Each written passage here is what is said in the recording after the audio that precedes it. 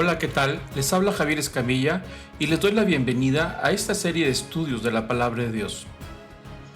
El día de hoy estudiaremos el capítulo número 2 de la carta del apóstol Pablo a los Colosenses.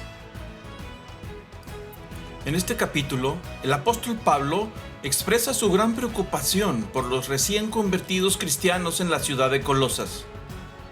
Les advierte que tengan cuidado de los tres enemigos que pueden debilitar su fe: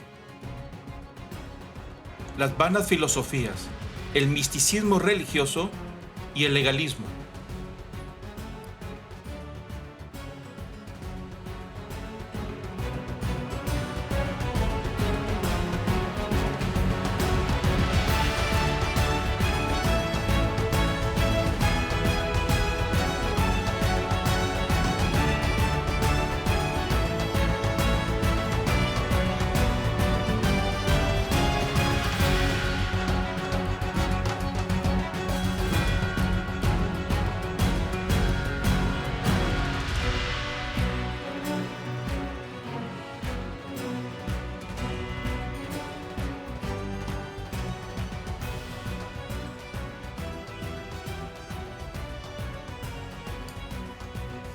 Comenzamos.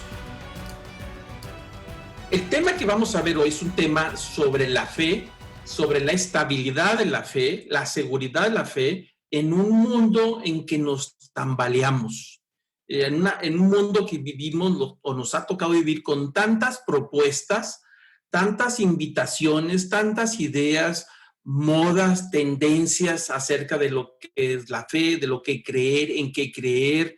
Y a veces hasta escuchamos ideas de que lo que creemos ya pasó de moda, que pertenece a 2000 años atrás, en la edad del oscurantismo. Entonces el cristiano, el Hijo de Dios, que desea llevar una relación con Dios saludable, firme, tiene una lucha personal en el mundo en que nos ha tocado vivir. Es una lucha diaria.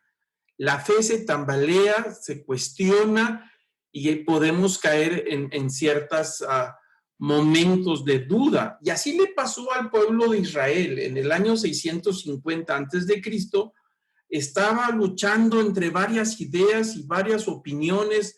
Estaban las religiones vecinas que eran muy atractivas para el pueblo de Israel. En el templo de Jerusalén, el pueblo de Israel, al entrar al templo no había nada, no había una representación de una figura. Los sacerdotes no tenían ciertas actividades, era muy escueto el culto, el servicio, todo se hacía en el corazón, en la parte de afuera, pero las religiones vecinas no. Muchas de las religiones vecinas estaban basadas me refiero a los pueblos vecinos, esas religiones paganas, estaban basados mucho en la sensualidad, inclusive en la prostitución, en la hechicería, brujería.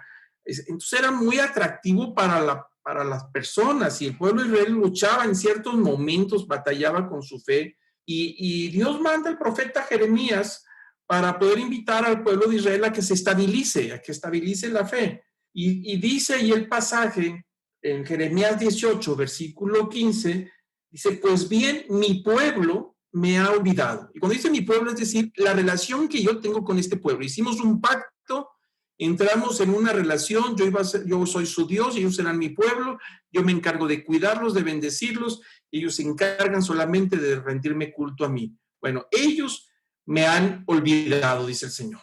Ya no les interesa mi opinión, no les interesa lo que yo pienso, no les interesan mis estatutos, mis normas, mi visión, mis planes, propuestas que yo tengo para ellos, no les interesa. Ellos se están volteando para otro lado. Dice: queman incienso a dioses vanos. Es decir, había entrado ya el culto de los dioses paganos a Israel y ya se estaba volviendo popular. Y dice: se han desviado de sus caminos. Es decir, del plan que yo tenía con ellos, del propósito que yo tenía, agarraron, como dicen, agarraron para el monte y la cabra se fue para el monte. Entonces dice: se han desviado de sus caminos y de las sendas antiguas. Dice: para andar por senderos que no son calzadas. Dice: han cambiado toda la propuesta que yo les hice, de la visión que yo tenía para ellos, de las bendiciones que tenía para ellos, y me han cambiado por lo que no es Dios, por dioses vanos. Ahora andan por caminos que son senderos veredas, por decirlo de esa manera, es una vereda, un sendero, y me han cambiado a mí, que yo soy una calzada amplia, pero ellos prefirieron caminar, dirigir su vida por una veredita en lugar de una calzada amplia. Y sigue diciendo Jeremías en el capítulo 6, versículo 16, dice, así ha dicho el Señor. El profeta se para en medio de la plaza o del centro donde está el bullicio ahí en Jerusalén, donde están en el mercado, se sube a una parte alta y empieza a gritar a voz de jarro, con la boca grandotota, con gritos enormes, y dice, así dice el Señor, paraos en los caminos y mirad, y preguntad por los senderos antiguos cuál es el buen camino, y andad por él, y hallaréis descanso para vuestras almas. Es decir, se pone a proponerles al pueblo de Israel que se estaba desviando, dice, paraos en los caminos, es decir, en un camino donde hay varias opciones. Es decir, llegamos a un momento en la vida en que se nos presentan varias opciones y tenemos que escoger. Entonces el pueblo de Israel estaba agarrando caminos o tomando caminos más cómodos para él. Y se pregunta, dice, paraos en los caminos y mirad, contemplar la oferta que hay en estos momentos, las opciones que se te están presentando, observa todo, ponlo todo en la balanza y pregunta por los senderos antiguos. Es decir, cuando llega un momento en la vida en que no sabemos qué camino tomar con respecto a lo que se nos está ofreciendo, y se pregunta. Y eso me recuerda como cuando de pequeños nos llevaban a las ferias o a los lugares donde había muchísima gente, y la instrucción primaria que nos daban era: aquel que se pierda se regresa al punto donde estábamos todos juntos. Ahí nos vemos, ahí se queda y ahí nos vamos a ver si alguien se pierde. Bueno, lo que está tratando de decir el Señor con este pasaje al pueblo de Israel a través del profeta, le dice: aquel que ya se está perdiendo, que se detenga, pregunte y que se regrese. Y se pregunte por las sendas antiguas. Y cuando dice senderos antiguos, dice, ¿cuáles son los buenos caminos? Pregunta por ellos, es decir, aquellos caminos que ya son trazados, que ya tienen un cimiento, ya tienen un peso y ya tenían un propósito. Y dice el Señor: yo les puse un camino a ustedes, pueblo de Israel, y se perdieron. Pero como hay muchas opciones, detente, párate y pregunta. Y regresa al principio. Por eso hay un momento en la vida en que nos enredamos. Vamos creciendo, vamos aprendiendo, hay tantas ofertas de opciones, y un momento en que nos vamos enredando mentalmente. De hecho, somos muy complejos los seres humanos, muy, muy enredosos. Y entonces dice el versículo que preguntemos por esas sendas antiguas, dice, y hallaréis descanso para nuestras almas. Es decir, llega un momento en que tenemos que preguntar, analizar, para poder desenredarnos, y entonces dice, recupera el origen, regrésate al punto donde te perdiste, donde se empezó a enredar todo, y regrésate al origen. Y eso es parte de lo que nos han enseñado, y sabemos que ahora los nuevos sistemas de producción, de efectividad en las empresas enseñan a las personas que están en posiciones importantes a que se vuelvan simples, es decir, que seamos sencillos en cuanto a la instrucción, sencillos en cuanto a la enseñanza, en los procesos. Debemos de simplificar las cosas para poder avanzar y ser mucho más efectivos. Dice el Señor: busca las sendas antiguas y simplifícate, quítate toda la complejidad con los enredos que nos hemos metido y regresa al origen, a lo sencillo, a lo básico, a lo práctico. Aún en la relación con Dios tenemos la tendencia a volvernos muy complejos, nos vamos enredando en el camino y le vamos agregando a la relación con Dios cosas que no son. Vamos engordando y engordando a la relación con Dios de tal manera que se vuelve todo un sistema religioso con tantas capas que ya no sabemos en qué consistió el origen, dónde empezó todo. Entonces, el Señor les está diciendo a través del profeta al pueblo de Israel que en ese momento está tan enredada la vida de Israel que es importante que haga un paro en su vida, que se detenga, que observe lo que está haciendo, lo que está viviendo, y que entonces empiece a preguntar. Es nuestra responsabilidad preguntar, ¿dónde está el origen? ¿Dónde están las sendas antiguas? ¿Dónde empezó todo? Y vamos a regresarnos al principio, donde empezó todo, y empezar a vivir una vida sencilla, una vida cristiana auténtica, sencilla, pero poderosa. Entonces, por eso dice, busca las sendas antiguas, andad por ese camino, es decir, volver a recuperarlo, y el resultado es hallaréis descanso para vuestras almas, es decir, recuperas la paz. Pero dice el versículo ahí de Jeremías, al final, el capítulo 6, dice, pero la gente respondió, dijo, no andaremos en él, no nos interesa, no queremos.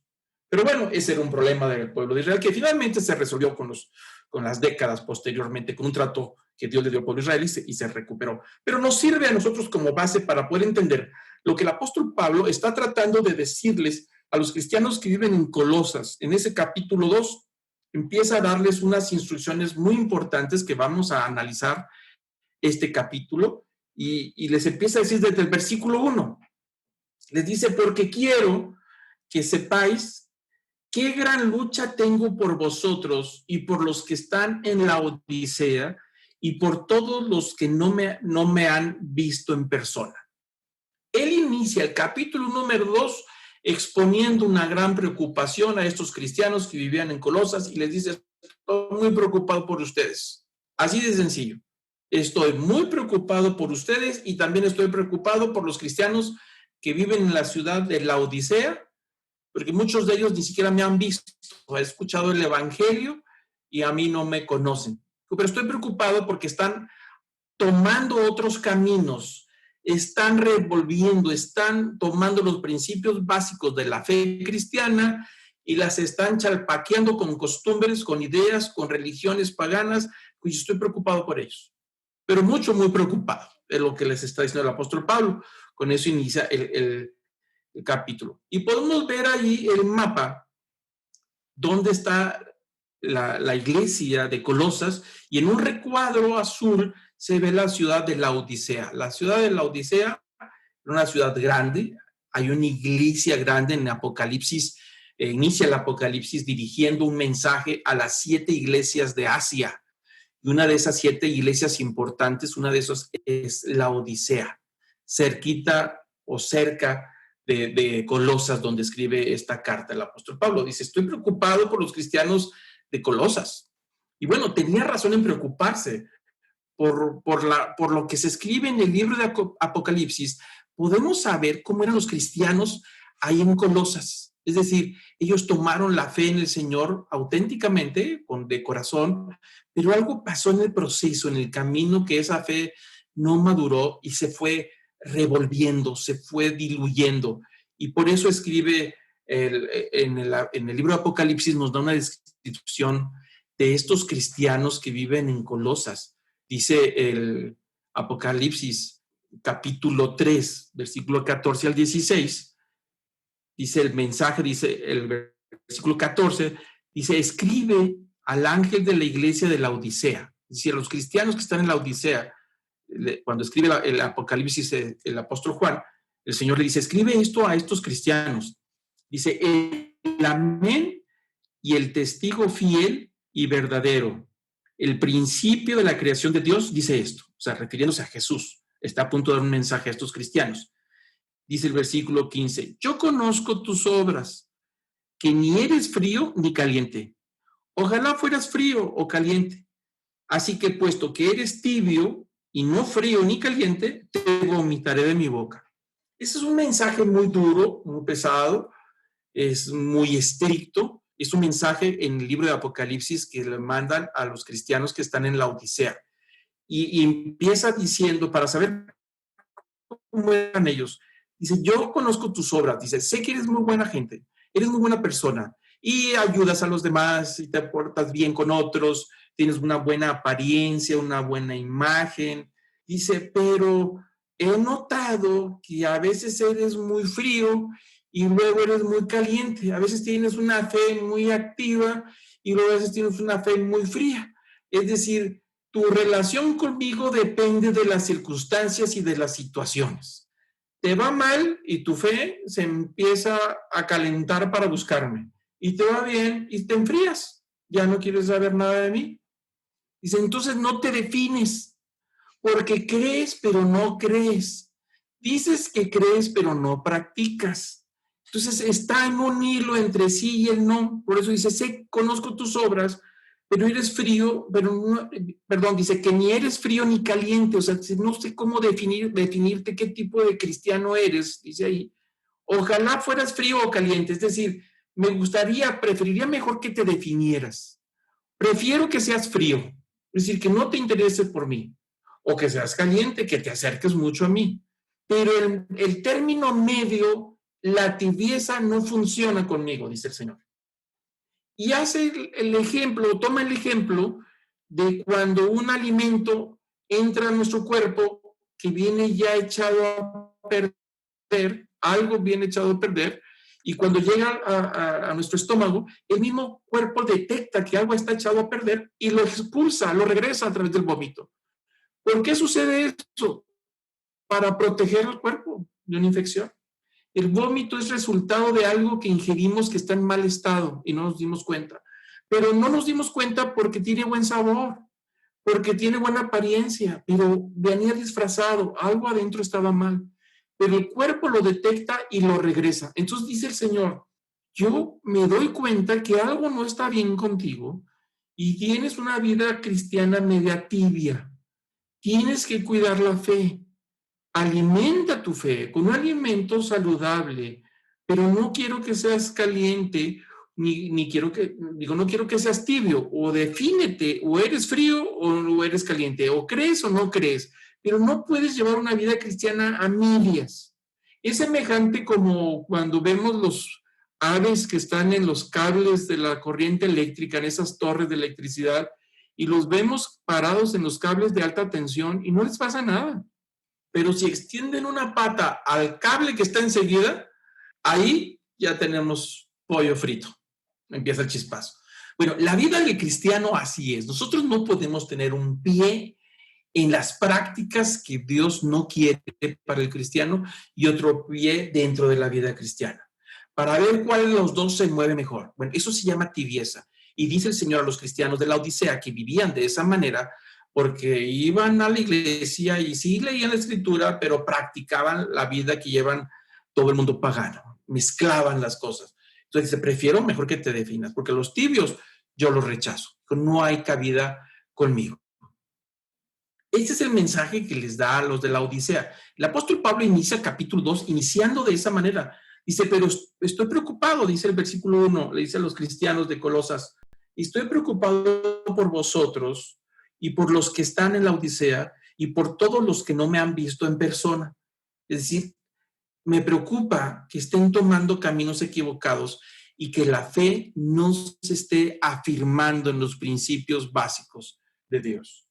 Y sigue diciendo el apóstol Pablo en el capítulo 2, versículo 2, dice, refiriéndose a esto, dice, para que sean alentados sus corazones y unidos con amor, alcancen las riquezas que proceden de una plena seguridad de comprensión. Voy a leerlo un poquito más despacio.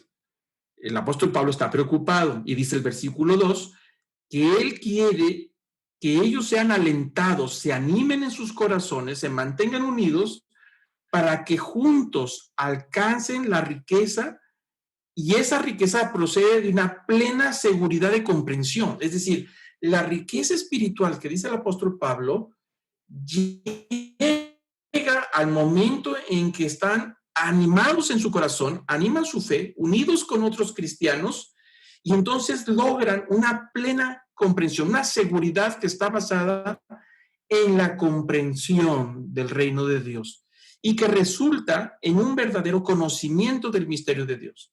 La vida del cristiano debe de estar basada plenamente en el conocimiento de Cristo. Es decir, tenemos que comprender la relación con Dios y la relación con Cristo. Y en ese sentido, dice el apóstol Pablo, el versículo 3, dice que están en Cristo, están escondidos todos los tesoros de la sabiduría y el conocimiento. Entonces dice el apóstol Pablo, todo lo que nosotros necesitamos saber y conocer radican plenamente en la persona de Jesús. No hay necesidad de andar curioseando, escarbando con otros poderes, otras ideas, otras religiones, coqueteando con movimientos nuevos que son totalmente diferentes a la verdad. Por eso dice el apóstol Pablo, me preocupa que su fe no esté firme, que esté diluida, que esté mezclada con otras ideas. Dice, cuando es posible que desde el corazón puedan alcanzar una plena seguridad de comprensión en el verdadero conocimiento de Jesucristo. Dijo, ahí radica en la verdadera riqueza y tesoro de sabiduría del conocimiento.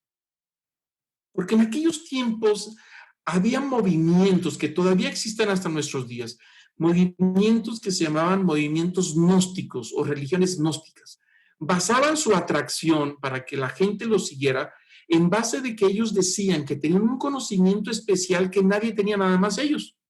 Y aquellos que se hicieran miembros de sus grupos, su religión, iban a alcanzar ese conocimiento para poder ese conocimiento lograr comprender las energías y los poderes y llegar a la profundidad del conocimiento de la divinidad, pero por un camino diferente al que es Cristo. Y sonaba muy atractivo. Y suena muy atractivo en nuestros días todavía. La gente quiere saber más. No conoce su fe, no conoce el cimiento de la palabra de Dios, no conoce bien a Cristo, ni sus verdades, ni los misterios, ni esa riqueza del conocimiento de la persona de Jesús, pero quiere seguir conociendo por otro lado y coquetea con otro tipo de ideas que son contrarias al principio de Dios. Por eso el apóstol Pablo decía, estoy muy preocupado. Y entonces el versículo 4 dice, esto lo digo para que nadie os engañe con razonamientos persuasivos.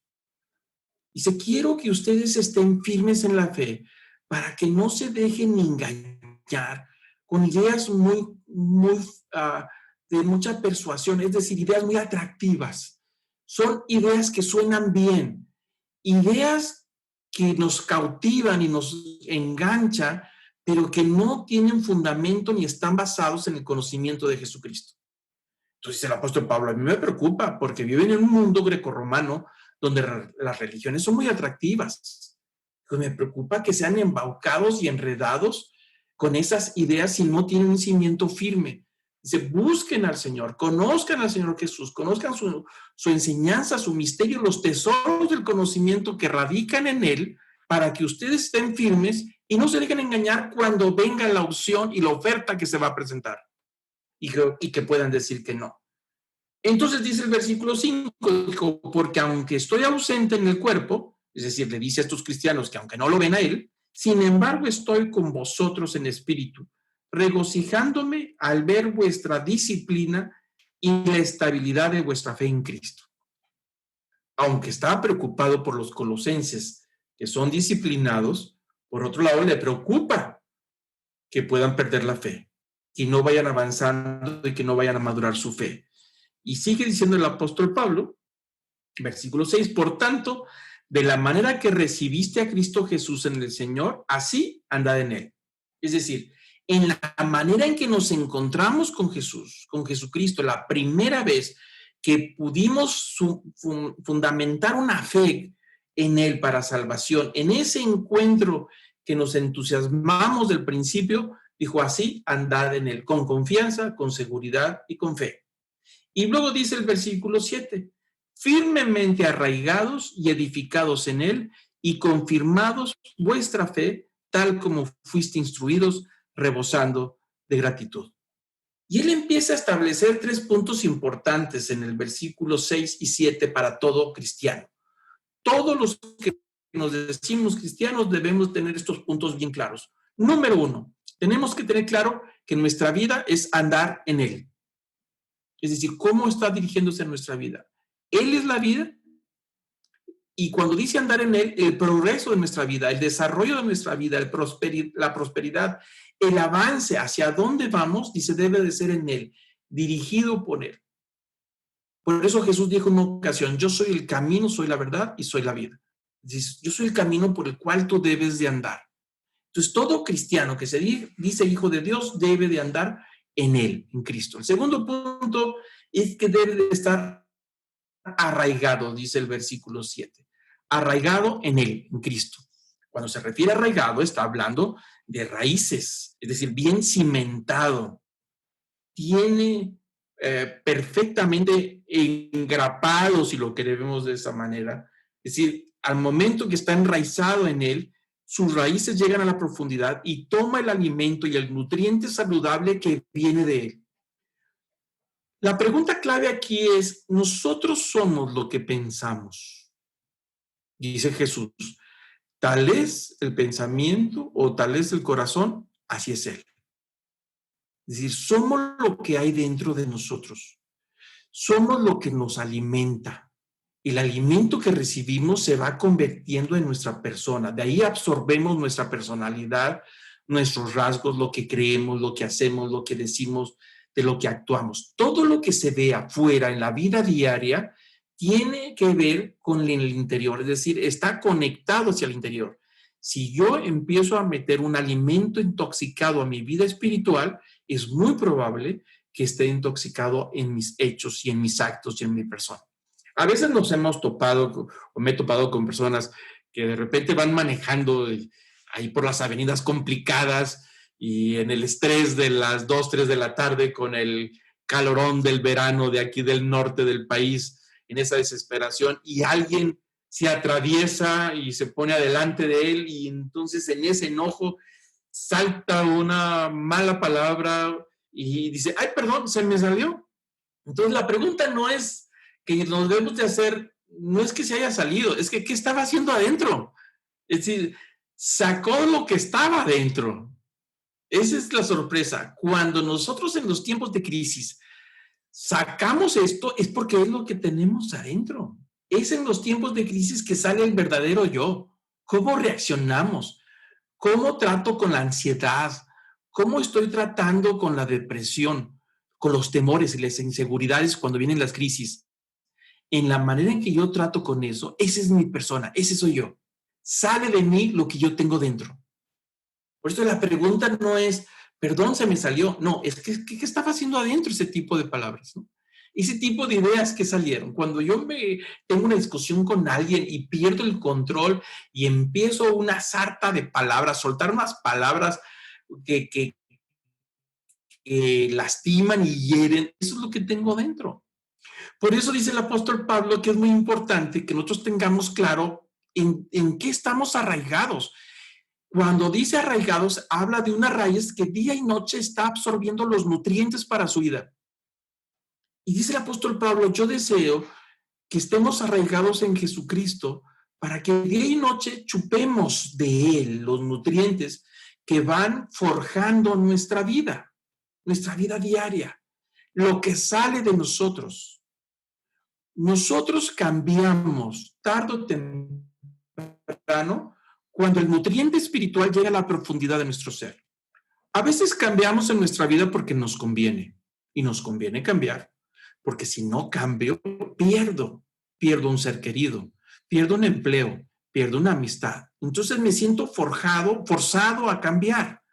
Pero una vez que es quitado esa palanca, esa presión que nos obliga a cambiar, regresamos al estado original en que nos encontrábamos. Es decir, fueron cambios convenencieros, pero nunca fueron cambios de origen, desde la profundidad. Bueno, la palabra de Dios tiene la capacidad de producir unos nutrientes que llega a la profundidad de nuestro ser, que genera un cambio verdadero desde el interior. Poco a poco, de poquito, el día en la noche, pasan los días, las semanas, y nos exponemos a la palabra de Dios, pasan los años y empezamos a ser transformados sin que nos demos cuenta. No se trata de dejar de hacer algo solamente por dejar de hacerlo. Se trata de comprender por qué razón Dios no nos permite hacerlo. Y una vez que comprendemos, eso se va enraizando en nuestro ser y en una manera natural cambiamos. Esas son las verdaderas transformaciones. Entonces dice el apóstol Pablo, deseo que anden en él, que el camino, que Jesucristo es el camino en el cual debemos de andar, y deseo también que sean arraigados y nutridos de sus verdades y de su palabra. Y el tercer punto dice, y quiero que sean edificados. Es decir, nuestra vida se construye cada día. No podemos negar que nosotros construimos nuestra vida todos los días. Nos guste o no nos guste, estemos conscientes o no estemos conscientes, estamos construyendo nuestra vida. Pero si nosotros no estamos conscientes, estamos construyendo nuestra vida a la y se va. Pero si estamos conscientes de eso, entonces vamos a construir con inteligencia, con sabiduría, con sentido, escogiendo los mejores materiales para construir nuestra vida. Y eso es lo que dice el apóstol Pablo, que seamos edificados en Cristo, es decir, que escojamos un buen cimiento y que el cimiento determine la calidad de nuestro ser y que el cimiento determine nuestra estabilidad cuando estamos frente a las tormentas y a las crisis. Cuando viene una tormenta, lo primero que sale o nos damos cuenta cuando vienen esas tormentas fuertes es que algunos edificios son agrietados y otros no. La diferencia entre un edificio, una edificación, se mantenga o se caiga, radica en el cimiento. En la calidad de la cimentación va a determinar si esa edificación se puede mantener frente a los embates de la vida y a las tormentas. Eso es lo que determina cuando pase la tormenta que vamos a seguir adelante. Cuando pasamos por una crisis emocional, una crisis interna, una herida del alma, esas heridas difíciles, la rapidez con que sanemos va a ser determinada por la calidad de nuestra salud espiritual. Es decir, si yo tengo un accidente, la recuperación está íntimamente ligada a mi salud, qué vida saludable tenía o no. Pero si no tengo una vida saludable y tengo un accidente, voy a tardar mucho en recuperarme.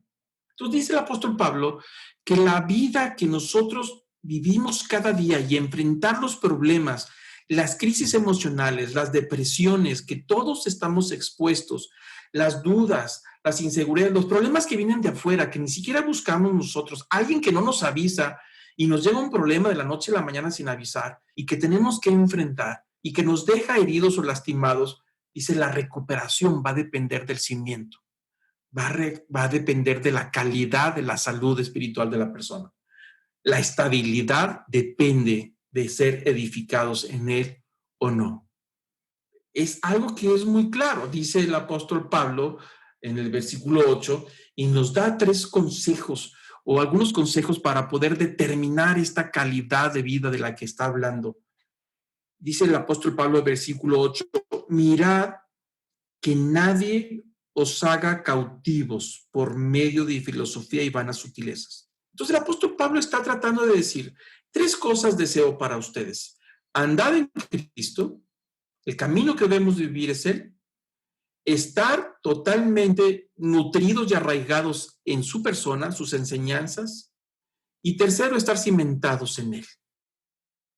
Esas 3 cosas van a traer una fe saludable y firme frente a las opciones y a las ofertas en el mundo en que vivimos, frente a los golpes del enemigo que vienen contra nosotros para destruir nuestra fe.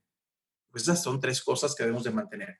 Pero aparte empieza a decir en el versículo 8 que debemos de mantener y ser cuidadosos. Dice, hay varias trampas que el enemigo va a usar para poder debilitar la fe. Trampas que nos pueden causar confusión, que nos pueden provocar que perdamos el rumbo, el camino, que nos salgamos del camino en el que andábamos y perder la dirección. Ya no sabemos si vamos o venimos. Si vamos en la carretera, en nuestro vehículo tranquilo, como si nada, y de repente nos encontramos con un tope inesperado, algo que está ahí en medio, pues es inesperado y nos saca del camino. Entonces ya no sabemos dónde estamos, qué pasó, dimos tantas vueltas y nos volteamos. Bueno, dice el apóstol Pablo que hay trampas en la vida y que el enemigo no va a descansar y que va a seguir todavía dándole hasta poder caer, que nuestra fe desfallezca. Y él nos va a dar estos consejos y la primera trampa, son 3.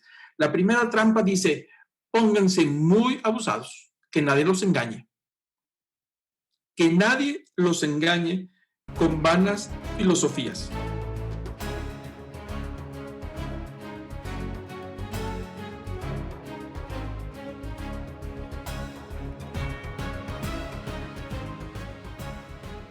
Les invito a continuar con la segunda parte de este primer episodio.